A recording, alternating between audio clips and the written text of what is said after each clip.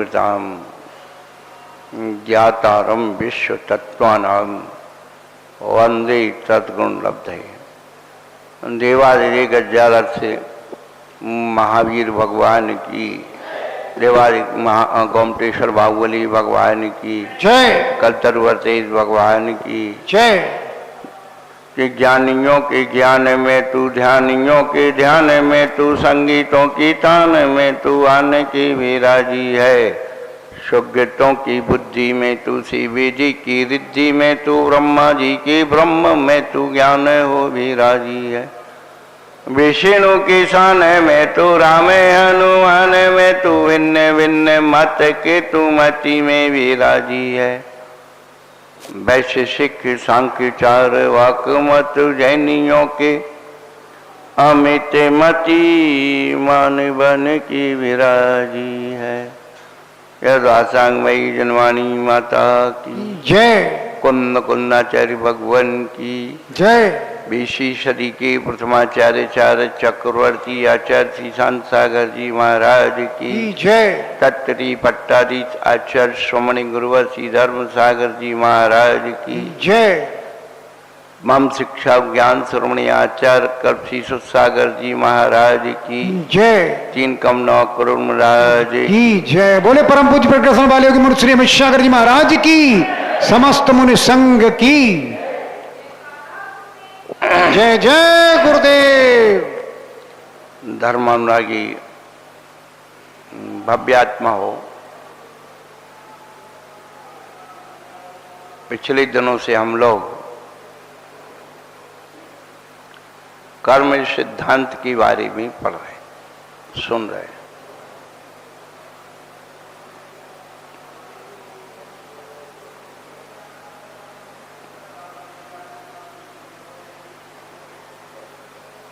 ज्ञान जिज्ञासाओं को जन्म देता है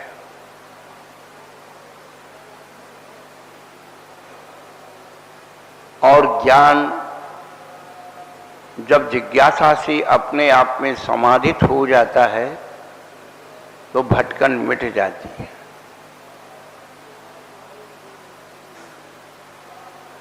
सारे विश्व की तरफ हम दृष्टिपात करते हैं,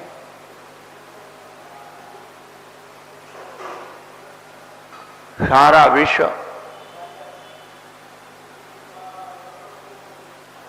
कर्ममय है।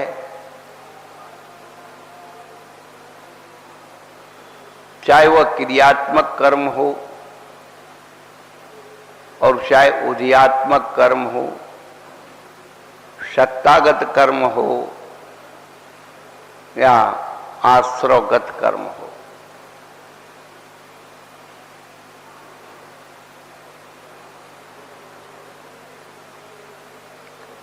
ये कर्म की विचित्रता, कर्म का स्वरूप, कर्म का स्वभाव समझना बहुत जरूरी है। इसी का नाम धर्म है।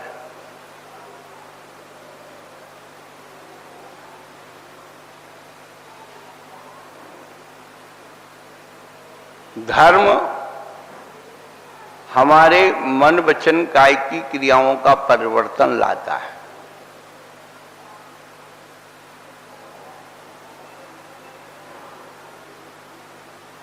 जो विश्व की विविधताएं हैं उनके रहस्य समझ में आते हैं।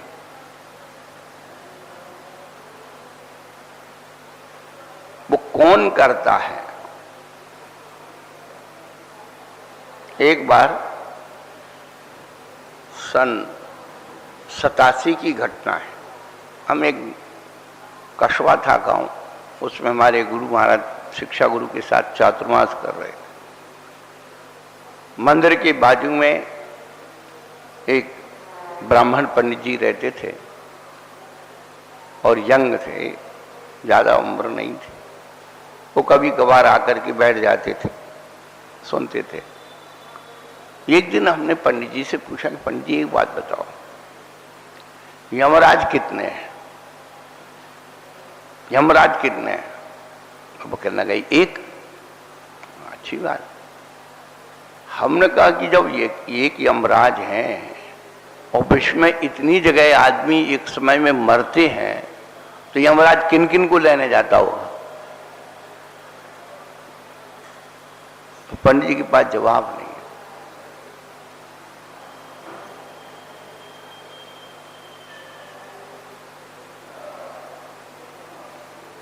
अनंतानंत जीव इस सृष्टि पर विद्यमान हैं, वे जन्मते और मरते हैं, उनका हिसाब कौन रखता होगा?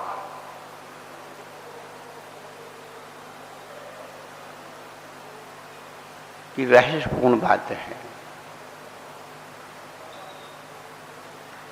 आपने सुना होगा कि एक व्यक्ति मर गया, ऊपर गया, ऊपर स्वर्ग में धर्मराज जी बैठे थे, चित्रगुप्त महाराज बैठे थे। चित्रगुप्त महाराज के पास खाते वही थे। उनने तुरंत अपना कंप्यूटर लगाया और डाटा निकाल दिया कि इसने अपने जीवन में क्या क्या किया। फिर क्या हुआ? धर्मराज ने फैसला सुना दिया कि इसको वहां डाल दो।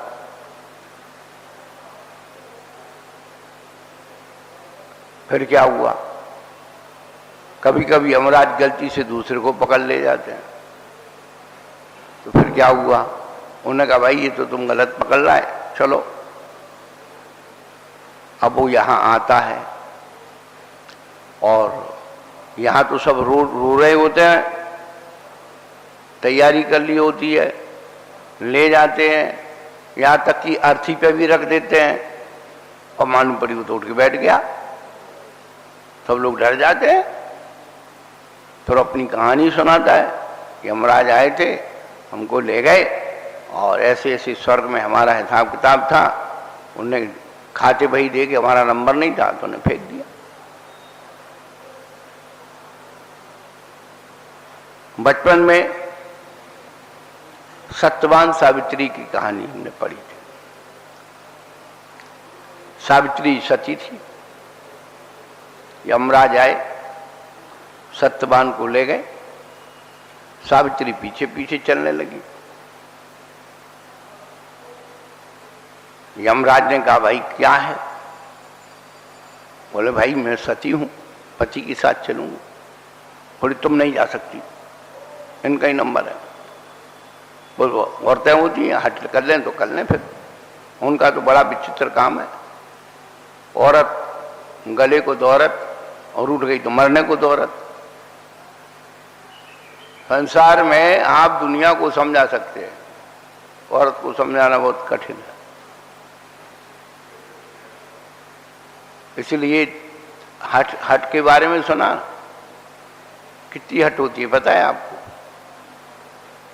बाल हट, चिड़िया हट, राज हट और योगी हट, साधु की हट। ये चार हट तो हैं।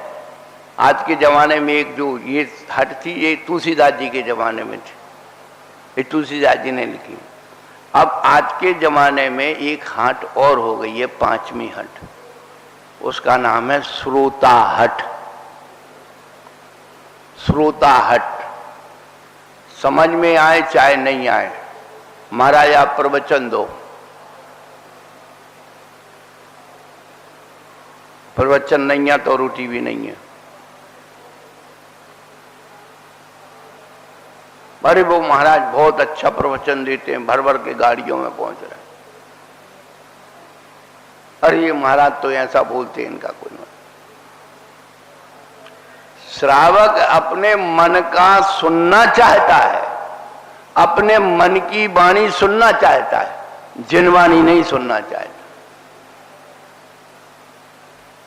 जिस दिन जिनवाणी सुनेगा उस दिन उसकी मन की धारणाओं, मान्यताओं पर, बुद्धि की धारणाओं पर कुठाराघात हो, बौखला जाता है, अंदर से छटपटाता है, क्या बोल।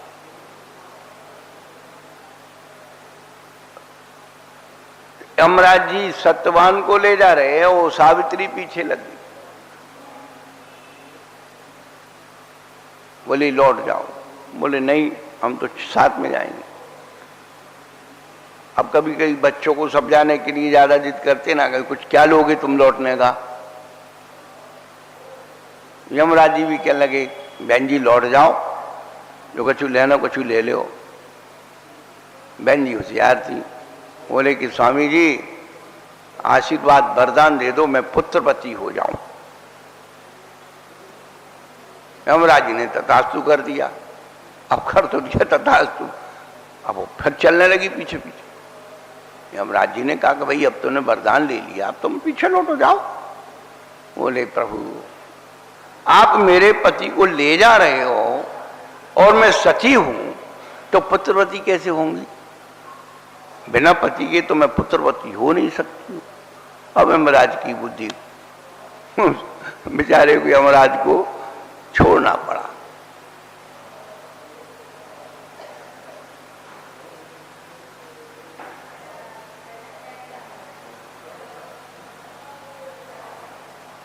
यदि वास्तव में मरने के बाद स्वर्ग में कोई ऐसी निर्णायक सभा लगी हो, अनंतानंत जीव है, किस किस का हिसाब वहां रखा जाएगा और कब तक रखा जाएगा? एक एक श्वास का, एक एक क्षण का हमारा परिवर्तन हो रहा है। फिर भी कोई हिंदू व्यक्ति या स्त्री पुरुष मरता है तो वो अपनी इस प्रकार से बात करते। कोई मुसलमान हो तो कहते हैं हो फरिश्ते आते लेने के लिए, ईसाई हो तो कहते दूत आते। कभी कभी हमारी ये जैन महिलाएं या पुरुष इस प्रकार की स्थिति में पहुंच जाते हैं तो कहती स्वर्ग से विमान आया था मुझे लेने के लिए, मैं उसमें बैठ के गई थी। हमने विचार किया, हम तो मीमांसक हैं, कि क्या सबके स्वर्ग अलग अलग हैं? क्या सबके कर्मों के खाते अलग अलग बने हुए हैं? जैसे पिंडदान देने के लिए गया जी में जाते हैं वो पंडे लोग, उनके सब अलग अलग हिसाब किताब होते हैं। वहाँ कहाँ से आए तुम्हारा पंडा, ये देखेंगे, ये करो। इतनी देर कहाँ है वहां? मां तो तुरंत फैसला हो। बंधुए हमारा कर्म ही हमारा फैसला करता है, हमारा कर्म ही हमारा यमराज है, हमारा कर्म ही चित्रगुप्त है, हमारा कर्म ही धर्मराज है। वहां कोई इतना सब कुछ नहीं लगा। ये तो उदाहरण के द्वारा, उपमा के द्वारा हमें समझाया गया है। उपमा के द्वारा हमें समझाया गया है। एक दिन हमने कहा था ना, छोटा बच्चा 4-5 साल का बच्चा बच्ची पूछता है कि मम्मी हम कहाँ से आए? तो मम्मी कहती बेटा तेरे तो अस्पताल से उठा लाए, कचरा से उठा लाए। यही स्थिति हम सबके मनों की है। हमने बहुत सारा कचरा इधर उधर का दिमाग में डाल रखा। हम साक्षात फीलिंग करें कर्म सिद्धांत की।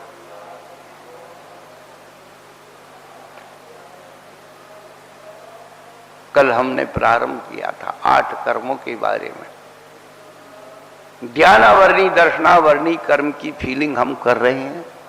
अक्षर वही है, किताब वही है, महाराज वही है, टीचर वही है, फिर भी किसी को पढ़ने में नहीं आ रहा। पढ़ने में आ रहा है तो समझ में नहीं आ रहा, समझ में आ रहा है तो याद नहीं हो रहा। अनेक प्रकार से एक कर्म की स्थिति है। सामने रखी चीज दिख नहीं रही, दूसरे को दिख रही, खुद को दिख नहीं रही।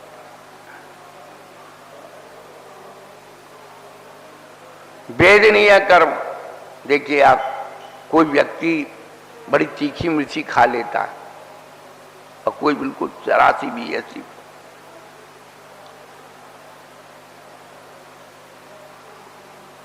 ये स्वयं के किए कर्म की अनुभाग स्थिति जो है हम जितनी कसाय का पुट डालेंगे उतने कर्म की पावर शक्ति बढ़ेगी। पर इतनी सी बात समझ में, जो जितने भद्र परिणामी जीव बैठे हैं ना, इनकी कसायों में मंदता है। क्या सोचते हैं, अरे कोई बात नहीं, नहीं समझ में आए कोई बात नहीं, कम से कम 2 शब्द कान में पड़ेंगे, पाप से तो बचेंगे। कुछ तो समझ में आएगा, एक शब्द भी समझ में आए, कुछ तो आएगा।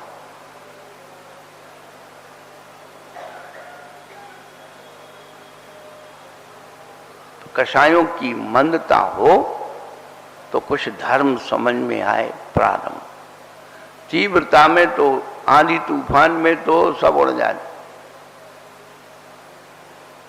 इसलिए जब पति पत्नी में झगड़ा हो रहा, भैया आदमी बोल रहा है तो औरत शांत रहे, औरत बोल रही है तो आदमी शांत रहे, वही बोल ले तो निकाल ले डराक।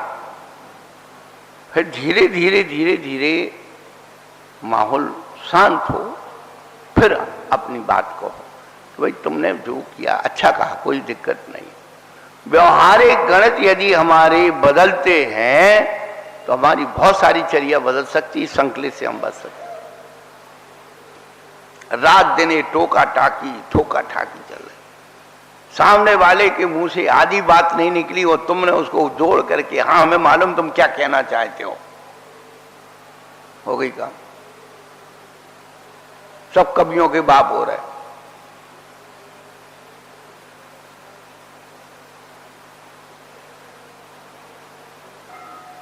इसलिए घरों में संक्लेश, घरों में विवाद, पहले सुनो, और कहना है तो कहने के ढंग को बदलो। अभी एक बाहर के व्यक्ति आए थे, अध्ययन करते हैं, स्वाध्याय करते हैं। हमने उनको एक नुक्शा दिया। हमने कहा कभी गुरु महाराज के सानिध्य में बैठते हैं और चर्चा करते हैं, और कभी कभी गुरु महाराज गलत भी बोल रहे हैं और अपन को सही मालूम है। तो कभी भी ये मत बोलो कि गुरु महाराज आप गलत बोल रहे हो। पहला कोटेशन आपको बता रहा हूं, सही मालूम है और गुरु महाराज गलत बोल रहे हैं तो कभी बीच में मत टोको महाराज आप गलत बोल रहे हैं।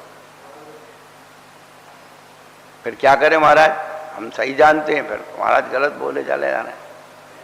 निवेदन करो, नमोस्तु भगवान, आप जो बोल रहे हैं अभी हमारी समझ में नहीं आ रहा। ये मत कहो कि महाराज गलत बोल रहा है। देखो मैं आपको जीवन का बहुत बड़ा सूत्र दे रहा हूं, चाहे गुरु महाराज हो, चाहे घर के व्यक्ति हो, परिवार हो, सूत्र एक ही है। आप जो बोल रहे हैं अच्छी बात है, पर हमने इस बारे में ऐसा समझा है। क्या जो सही जानते हो उसको व्यक्त करने का तरीका क्या है? प्रभु आप जो बोल रहे हैं हमारी समझ में नहीं आया, क्योंकि समझ में नहीं आ रहा है कि हमने जो समझा है वो ऐसा समझा है। अब आप इसका कंपैरिजन करके बता दो।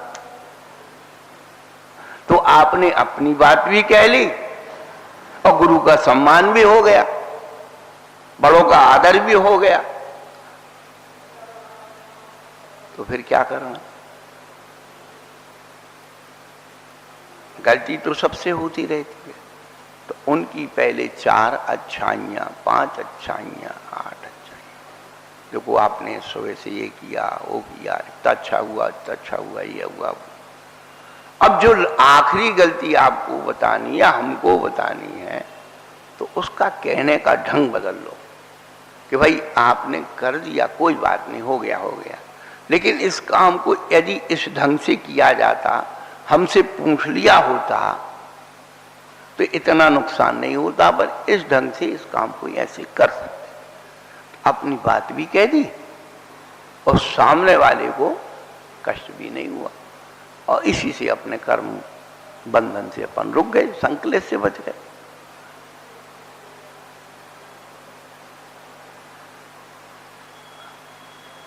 तो ज्ञानावरणी दर्शनावरणी वेदनीय कर्म के बारे में अपन जो अपनी छोटी छोटी पीड़ा को संकलेश के द्वारा प्रकट करते हैं, दूसरों की सिंपैथी चाहते हैं और भी तमाम ऐड सहायता, ये सब असाता वेदनी कर्म का लपेटा। और साता वेदनी कर्म के लिए भूत वृत्त अनुकंपा दान। तो साता असाता वेदनी कर्म का दृष्टांत बताया था, ज्ञानावरणी कर्म का दृष्टांत क्या बताया था? कपड़ा। ये पर्दा डल के आप पीछे कुछ नहीं दिख रहा क्या है? दर्शनावरणी के लिए बताया था पहरेदार, चौकीदार। वो बाहर रोक देता है कि अभी साहब नहीं है, अभी नहीं मिल पाएंगे। वेदनीय कर्म का दृष्टांत बताया था सहज लपेटी तलवार। जीभ से चाटोगे तलवार को तो शहद का अंश स्वाद में आएगा, लेकिन जीभ भी कट जाएगी। और मोहिनी कर्म का प्रतीक बताया था मद्य, शराब। कल शराब के बारे में बहुत सारी बातें बता दी। आठों कर्मों में यदि सबसे बड़ा कर्म है मोहनीय कर्म,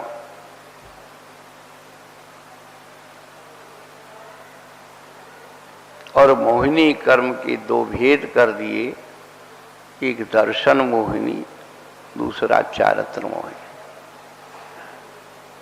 दर्शन मोहिनी का मतलब है जो हमें अच्छा नहीं बनने देता। वो चारित्र मोहिनी कर्म का अर्थ है जो हमें अच्छा नहीं करने देता। ये जीवन के प्रत्यक्ष उन कर्मों की प्रभाव है।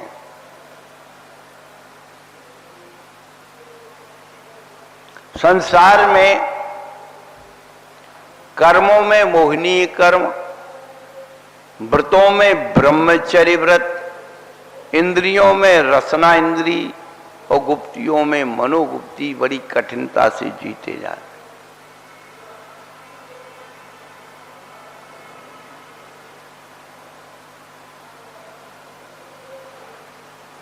वासना और वैराग्य ये दो वस्तुएं होती हैं, ये दो अनुभूतियां होती हैं, एक वासना और एक वैराग्य। वासना में व्यक्ति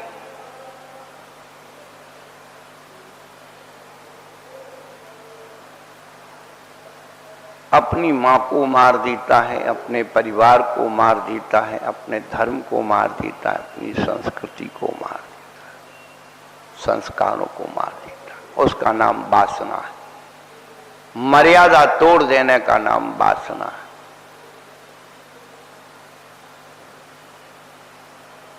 और वैराग्य में व्यक्ति मां की ममता को मारता है, परिवार की ममता को मारता है, विषयों की आसक्ति को मारता है, उसका नाम वैराग्य है।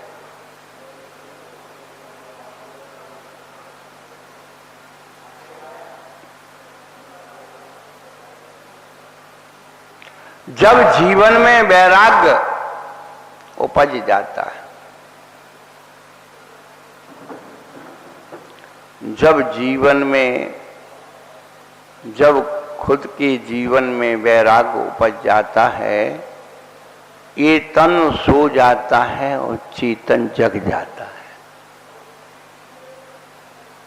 जब इस जीवन में वैराग्य उपज जाता है, ये तन सो जाता है, चेतन जग जाता है। अब ये उल्टा है, तन जागृत है, और चेतन सोया पड़ा। जिनवाणी मां और शरीर को जन्म देने वाली मां, दुनिया की मां और जिनवाणी मां में अंतर क्या है? दुनिया की हर मां अपने बेटे को लोरी सुना के सुलाई। दुनिया की हर मां अपने बेटे को लोरी सुना के सुलाई। ये है वो जिनवाणी मां जो लोरी सुना के जगाई। लोरी सुना के जगाई। चेतना को जगाने वाली जिनवाणी मां।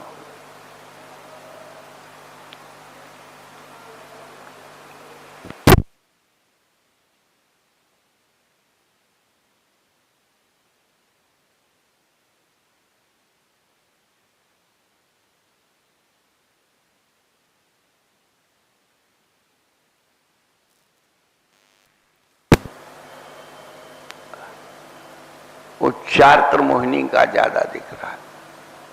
विषयाशक्ति नहीं जरूरत है तो भी। माता बहनों की बड़ी शिकायत है, आजकल बच्चे घर में कुछ नहीं खाना चाहते हैं, उनको तो बाहर का चटपटा चटपटा अभक्ष्य चाहिए। भक्ष्य मर्यादा में नहीं रहना चाहिए।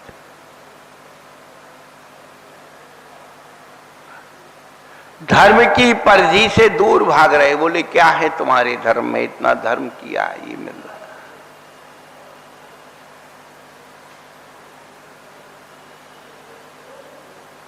यत् किंचित जो धर्म भी दिख रहा है वो सब लोभ के प्रभाव से दिख रहा है, कसायों का प्रभाव दिख रहा है।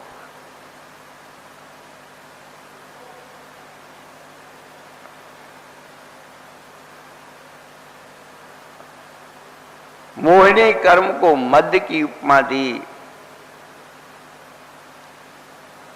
मोह महाबल पियो अनाज, भूले आपको भरमत बात।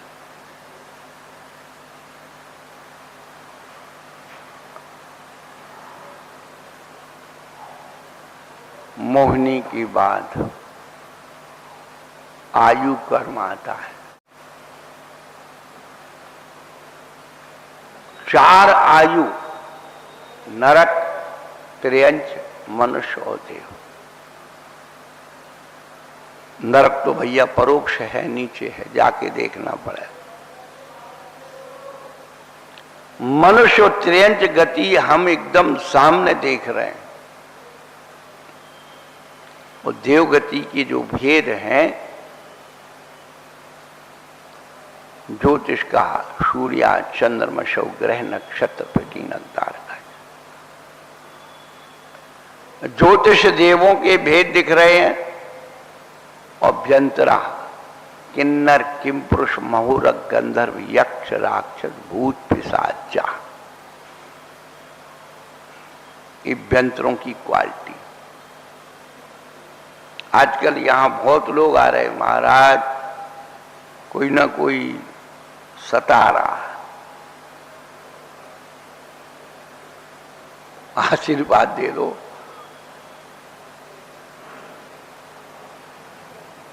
बहुत दूर दूर से लोग आ रहे हैं। भैया मैं कुछ जानता नहीं हूं, मैं भूत प्रेतों से मुझे बचाओ, तो मैं ये झंझट में नहीं।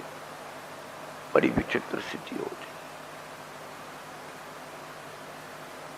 प्राकृत भाषा में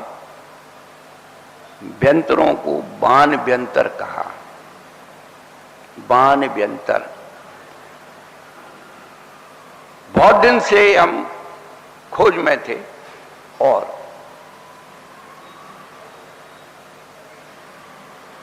एक बहुत बड़े प्राकृत के आचार्य जो उदयपुर में रहते हैं, नाम भी उनका उदयचंद जी है। प्राकृत के बहुत बड़े आचार्य हैं, राष्ट्रपति से पुरस्कार मिले उन्हें। और अभी भारत देश में प्राकृत के यदि विद्वान हैं तो गिनती के 2 या 3 विद्वान होंगे, उनमें सब में वो श्रेष्ठ हैं। प्राकृत में उन्होंने लगभग 200 काव्य लिखी, खंड काव्य, चरित्र प्राकृत में बनाए। उनका नियम है शाम को 9-10 के बीच में सो जाते हैं और सवेरे 2, 3 और 4 के बीच में उठ जाते हैं और नित्य प्रतिदिन 10-20 गाथाएं, छंद, श्लोक बनाते हैं, लिखते हैं, बहुत लिखते हैं। उन्होंने बताया, हमने उनसे पूछा कि बाण व्यंतर क्या है, तो पहले दिन जो बता रहे थे उसमें कुछ उनको भी संशय था। उन्होंने कहा हम कल दूसरे दिन देखते आते। उन्होंने अपने शब्दकोश में देखा तो बाण व्यंतर, व्यंतरों का विशेषण बाण है। बाण कैसे बना? वन से बाण बना है। वन, वानप्रस्थ आश्रम होता है ना, सब घर गृहस्थी छोड़ करके वन में जाते हैं, उसका नाम वानप्रस्थ आश्रम होता है। तो अधिकतम जो व्यंतरों का निवास स्थान होता है वो वनों में होता है, इसलिए उन्हें बाण व्यंतर कहते हैं। इसलिए अधिकतम जो महिला पुरुष किसी वृक्ष के नीचे बैठते हैं या वहाँ लघु संज्ञा दीर्घ संज्ञा आदि गंदा कर देते हैं तो वहाँ का देव रुष्ट होकर के तुम्हारे माथे पे आके बैठ जाता है, तूने मेरे घर को अपवित्र। इसलिए चरणान योग में कहा है, कहीं भी बैठो, उठो, जाओ, खेत खलियान गांव में, निस्सही निस्सही निस्सही पद कह करके बैठना। प्राकृत भाषा में बहुत सारे पद ऐसे हैं जिनका अर्थ अपन नहीं समझते। पुराने समय में एक मुहावरा चलता था, धोबी का कुत्ता, घर का ना घाट का। तो अपन तो ये मानते कि कुत्ता का मतलब जो भूं भूं करता वही कुत्ता होता। अच्छा, धोबी के घर कुत्ता भी रहता है, गधा भी रहता।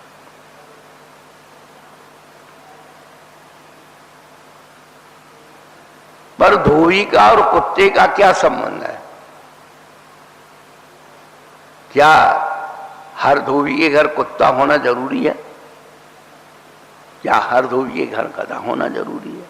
नहीं, ऐसा नहीं। पर बिना कुत्ता के तो धोबी रहेगा नहीं। कुत्ता शब्द का अर्थ है, जो पहले जमाने में आप कपड़ा धोते थे तो कूटना होता था लकड़ी का।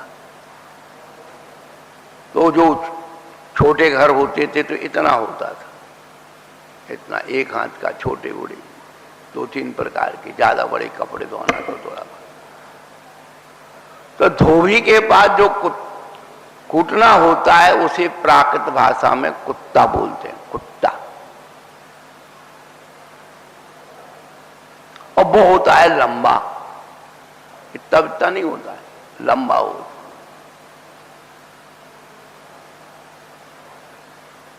तो जब वह घाट पर अपने कपड़े धोता है उसका प्रयोग करता है।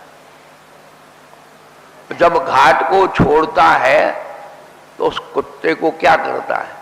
घाट पे नहीं छोड़ सकता, छोड़ेंगे तो पानी में बह जाएगा या लोग इधर का उधर कर देंगे, और घर लेके आ नहीं सकता, क्यों? कोई दिन गुस्सा आ गई तो घरवाली पिट जाएगी उसे। वो क्या करता है, वहां से चलता है और उस कुत्ते को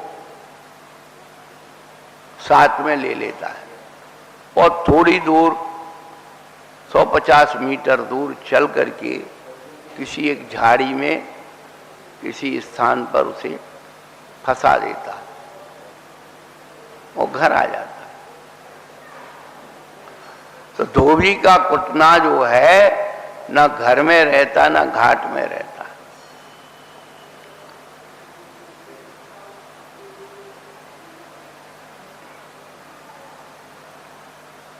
बात चल रही देवगति की।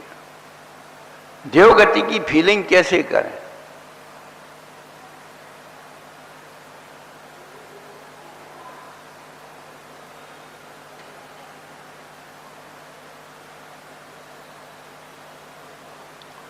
हमारा व्यवहार, जहां घर में रात दिन क्लेश हो रही है, कहते घर को नरक बना दिया, और जहां सब अपने अपने काम में व्यवस्थित हैं, सब एक दूसरे का रिस्पेक्ट करते हैं, कहते भैया हमारा घर तो स्वर्ग है। आप उस स्वर्ग की कल्पना मत करिए, अपने अंदर एक स्वर्ग बनाइए।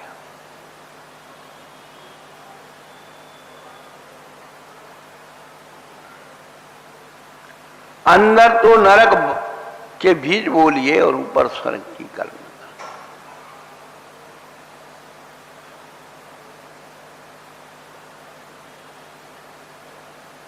गाटर की चोरी करें, गाटर की चोरी करें, देत सुई का दान, और छत ऊपर चढ़ देखते कितनी दूर विमान।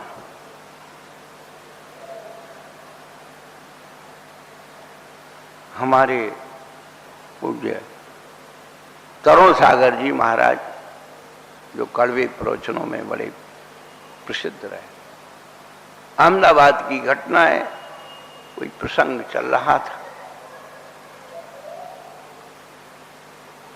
प्रसंग में पूछा लोगों से, हजारों लोग उनकी बात सुन रहे थे, पूछा कि भाई स्वर्ग कौन कौन जाना चाहता है?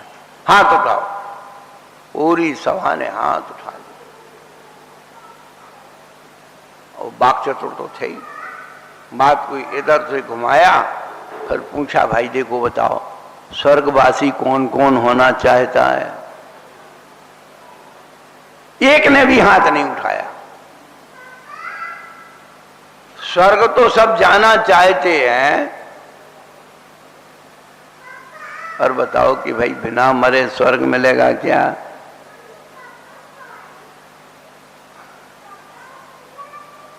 पहले हम अपने परिणामों में स्वर्ग बना लें।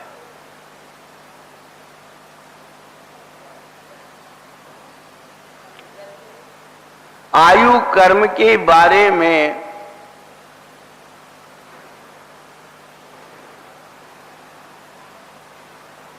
आचार्य भगवंतों ने बताया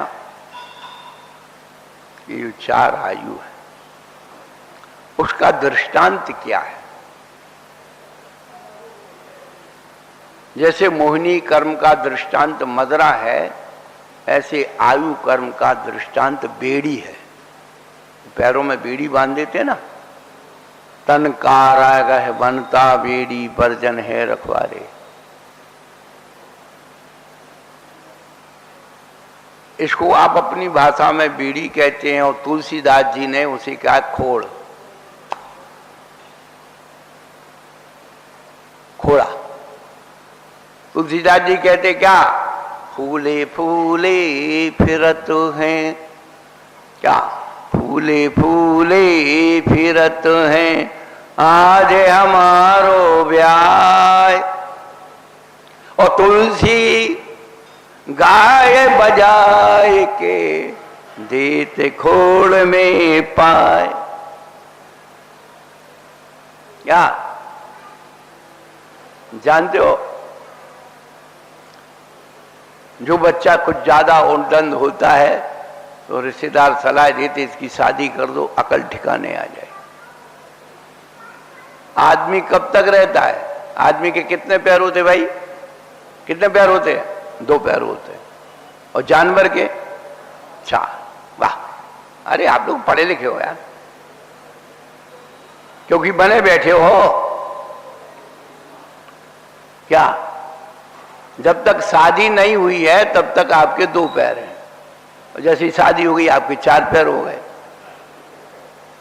अब उसके बिना कहीं जा नहीं सकते, उसके बिना पूछे कुछ काम कर नहीं सकते। क्या है? हाँ, एक दिन एक पति पत्नी में लड़ाई हो गई। अब आदमी ने थोड़ा रोष में कह दिया तुम तो पूरी जानवर हो। अब औरतों का इतने अच्छे से बोलो तब तो उनके गाल फूले फिरते हैं, उल्टा बोल दो तो और ज्यादा हिसाब किताब लग जाता है। अब वो तो गाल फुला के बैठ गई। आपने मेरे को जानवर कह दिया। अभी हमने बताया ना कि तुरंत मत हिसाब किताब लगाओ, थोड़ा गैप दे दो, गैप। अब उसने इधर उधर घूमा, 1-2 काम बोली नहीं, गाल फुलाए, थोड़ी पूछा अरे क्या बात है, अरे तो हमसे बात क्यों मत करो, तुमने हमको जानवर कर दिया। कहने लगा इसमें मैंने कौन सी गलती कर दी? मैं तेरी जान नहीं, तू मेरी जान, मैं तेरा वर। तू मेरी जान है कि नहीं? बोले हाँ। मैं तेरा वर हूं कि नहीं? बोले हाँ। बोले ही जानवर।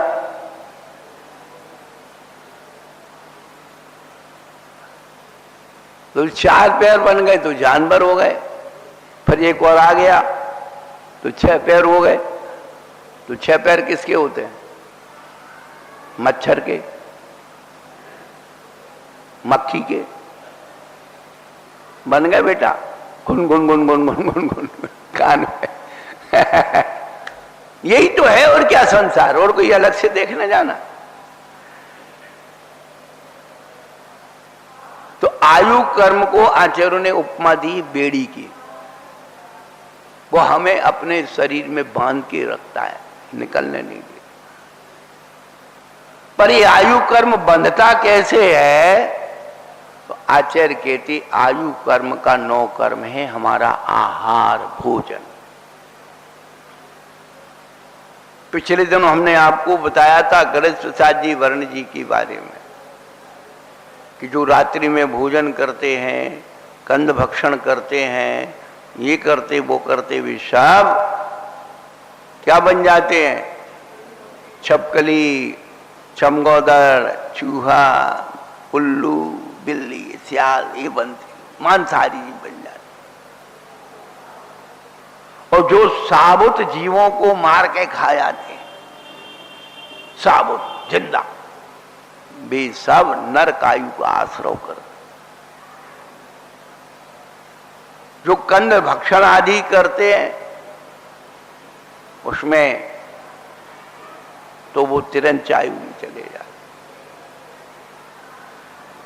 जो मर्यादा का भोजन करते हैं वो इंसान जैसे बने रहते तो इंसान बने, और जो व्रत तप तपस्या करते हैं वो देवता के रूप में अवतरित हो जाते। है कुछ नहीं, अपने हाथ में है सब कुछ। भगवान बनना भी अपने हाथ में है और शैतान बनना भी अपने हाथ। क्या हंसी आती है हमको हजरते इंसान पर, क्या हंसी आती है हमको हजरते इंसान पर, फैले बत्तो खुद करे लानत करे शैतान पर। कहते शैतान ने करवाया है, अपनी करनी आप करे सिर औरन की धरता। करना कुछ नहीं है, भगवान बनने की शुरुआत भोजन शुद्धि से होगी। चाहे इस जन्म में करो, अगले जन्म में करो, अनंत काल बाद करो। ग्रंथ कितने ही पढ़ लो, ज्ञानी कितने ही बन जाओ, इतना सरल उपाय है भगवान बनने का। अपना भोजन अपन को करना है, और शुद्ध भोजन करने से भगवान बन रहे हैं तो क्या बिगड़ता है? पैसा कुछ खर्च नहीं करना, और बचने वाला और। ये कौन बात बता रहे? बचेगा। आप शुद्ध भोजन करेंगे, स्वस्थ रहेंगे तो बचेगा पैसा। वैद्य जी पे नहीं जाएगा, डॉक्टर पे नहीं जाएगा। और अच्छा भोजन करोगे, मन अच्छा होगा, लड़ाई झगड़ा नहीं होगा। और नम जाना, कम खाना और गम खाना, ना हकीम पे जाना ना हाकिम पे जाना। कम खाओगे तो बीमार नहीं पड़ोगे, तो हाकिम की जरूरत नहीं। और कम खाओगे तो झगड़ा नहीं होगा, तो हाकिम की जरूरत नहीं। सीधी तो गलत है, पर वो कब होगा? जब हम शुद्ध खाएंगे, तब बुद्धि शुद्धि। जैसा खाए अन्न वैसा हो, जैसा पिए पानी वैसी हो। तो हमारे चारों आयु का 9 कर्म हमारा भोजन है, आहार। अब आहार की शुद्धि से भगवान बन सकते हैं, तो दुनिया की विकल्प का क्या जरूरत है? धर्म मरम कुछ नहीं है। आपको बता दें कि हिंदू धर्म, जैन धर्म, बौद्ध धर्म, फलाना धर्म, ये कुछ नहीं है। ये तो ठिप्पा लग गए, ये सब संप्रदाय। आपके यहाँ पहले एक ड्राइवर थे, गार्ड साहब, वो पूज्य योगेंद्र सागर जी महाराज का प्रवचन सुना, अच्छा लगा उनको। तो उन्होंने कहा जैन धर्म की शिक्षा ले ली कि हम रोज मंदिर आएंगे, पानी छान के पिएंगे, कंद नहीं खाएंगे, ये नहीं। अब जैसे ही घर के लोगों को मालूम पड़ी, तो घर के लोग तो फैल गए कि तुम तो जैन बन गए, तुम तो धर्म बदल लिया, तुम ये है वो है। अब बेचारे भी हमारे पास आए, हमारे घर में तो लड़ाई हो रही। हमने कहा कोई बात नहीं, क्या हो रहा है? बोले ऐसे ऐसे। हमने कहा तुम्हारे घर में जो 4, 5, 6 कितने सदस्य है, तो तुम्हारे घर में एक वो बना हुआ है ना पूजा करना। बोले हाँ। हमने कहा उसमें किन किन की तस्वीर रखी, और कौन कौन क्या मानता तुम्हारे घर में? बोल एक राम जी को मानते, एक हनुमान जी को मानता, एक मैया को मानता, एक कृष्ण जी को मानता, एक शंकर जी को मानता। हमने कहा 5 तस्वीरें उसमें एक ही जगह तो रखी हैं, क्या अलग अलग रखी? बोले एक ही जगह रखी। हमने कहा तस्वीरें लड़ रही हैं क्या? कि राम जी बैठेंगे तो हम नहीं बैठेंगे, और श्याम जी बैठेंगे तो हम नहीं आएंगे। ये ध्यान रखना। तुलसीदास जी राम के बड़े भक्त, राम की आस्था थी, कृष्ण जी का विरोध नहीं था, लेकिन जिस पे आस्था हो जाती उसका तो आकर्षण हो जाता। तो कृष्ण भक्त जो है वहां पहुंच गए कि कोई कार्यक्रम होना है तो हमारे कृष्ण जी के मंदिर में चलो। अब तुलसीदास जी मना कर नहीं सके कि हम नहीं आएंगे, और जाते हैं तो सारा हिसाब किताब बिगड़ जाता। तो चले गए, और चले गए और सामने खड़े हुए, और भगवान से क्या कहते हैं? कित मुरली कित गोपिका, कित मुरली कित राधिका, कित गोपन को संग। कित मुरली कित राधिका, कित गोपिन को संग, और तुलसी मस्तक तब नवे जब धनुष बाण हो अंग।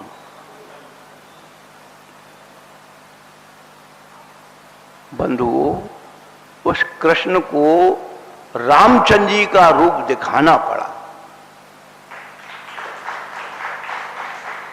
प्रबल प्रेम के पाले पढ़कर, प्रबल प्रेम के पाले पढ़कर प्रभु को नियम बदलते देखा। अपना मान भले टल जाए पर भक्त का मान न टलते थे। वो भक्ति का रूप हमारे पास है कहां, जिससे भगवान भी बदल जाए। भगवान भी दौड़ा दौड़ा चला है। हम बार बार कहते हैं कि भगवान को मत खोजो, भक्ति को खोजो, भक्ति का रूपक खोजो। सांप को मत खोजो, बीन बजाना सीखो। बीन बजाना आ गई तो सांप किस बिले में है अपने आप निकल करके सामने आ जाए।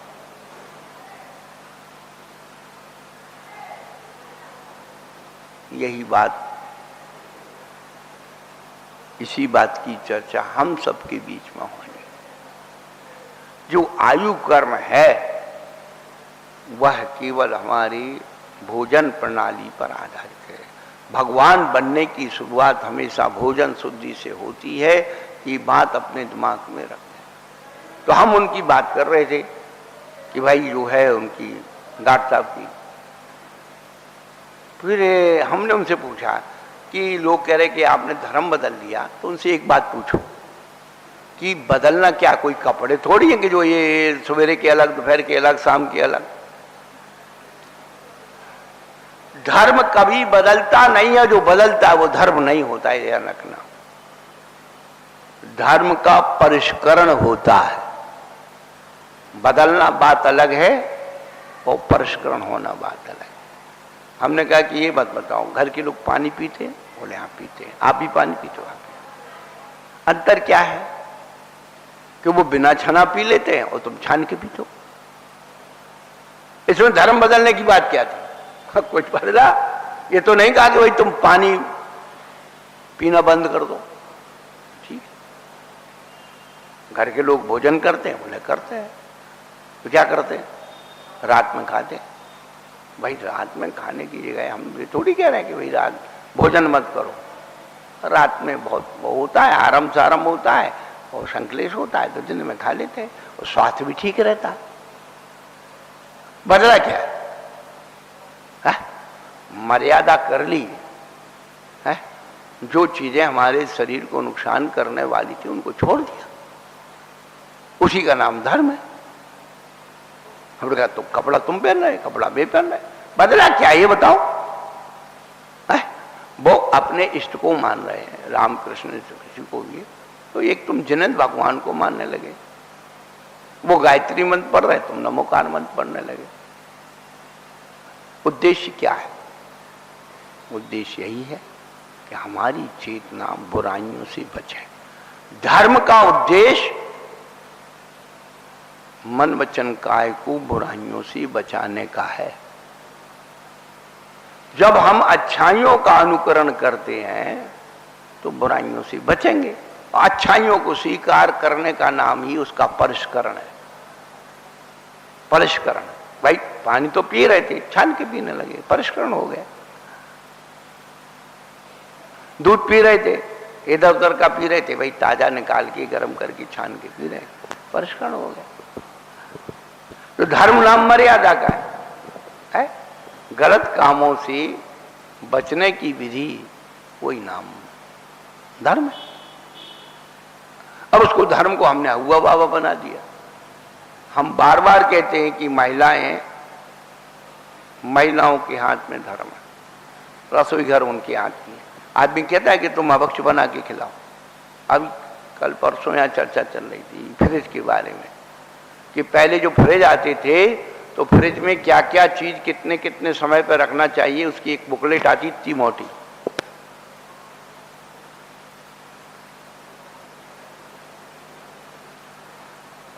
जितनी फ्रिज की रखी हुई वस्तुएं हैं, सना हुआ आटा, बनी हुई सब्जी, ये सब चीजें जब जैसे ही बाहर निकलती सब अभक्ष हो जाती।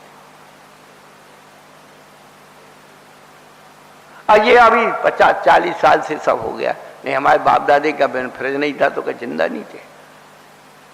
फ्रिज नहीं था तो क्या ठंडा पानी नहीं मिलता था? अरे मटकी का पानी पीते थे, तुरंत ताजा छना पानी पीते थे और भी प्राकृतिक टाट फट्टी को लपेट के रख दिया, अब आगे जाओ ठंडा हो जाता।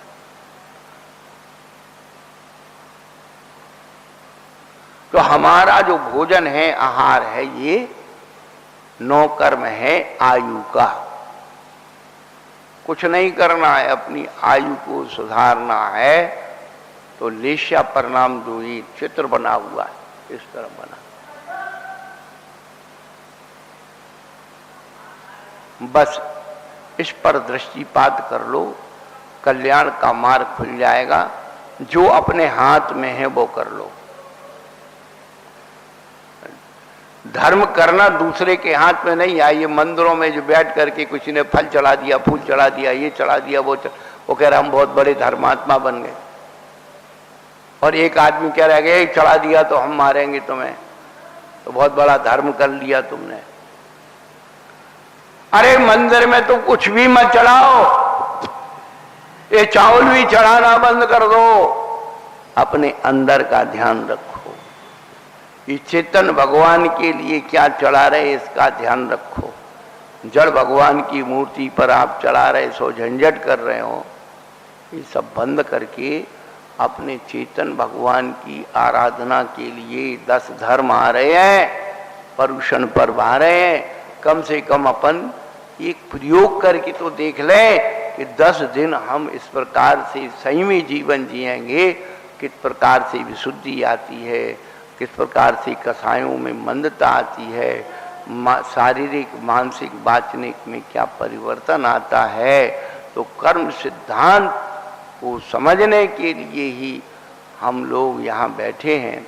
अपने कर्म को कैसे सुधारें, ये कर्म आते कैसे, मन वचन काया के द्वारा ये विविधताएं जो जुड़ गई हैं अपने अंदर भी हैं और हम दूसरों के अंदर भी देखते हैं, वो कौन अंतर करता है, इसी विषय का नाम है कर्म।